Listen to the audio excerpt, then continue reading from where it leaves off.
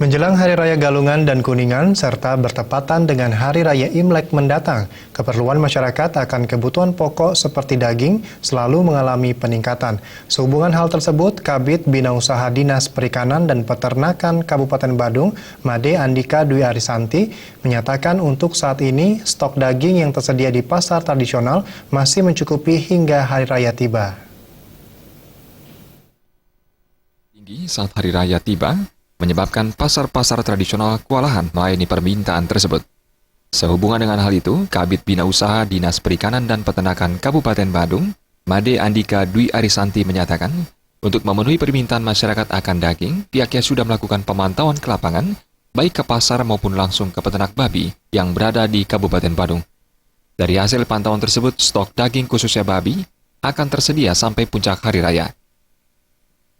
Jadi kami mengharapkan kepada para pedagang, jadi untuk harga kami minta mohon ya distabil lah. Kalau dilihat juga dengan dari segi apa istilahnya itu, untuk menjual daging di pasar itu kami inginkan biar pedagang tidak menaikkan harga seenaknya gitu Pak. Karena memang kalau babi kita kan cuma memerlukan setiap hari raya Galungan, jadi itu diperlukan pada saat-saat tertentu. Jadi kalau bisa ya harga masihlah stabil gitu tidak.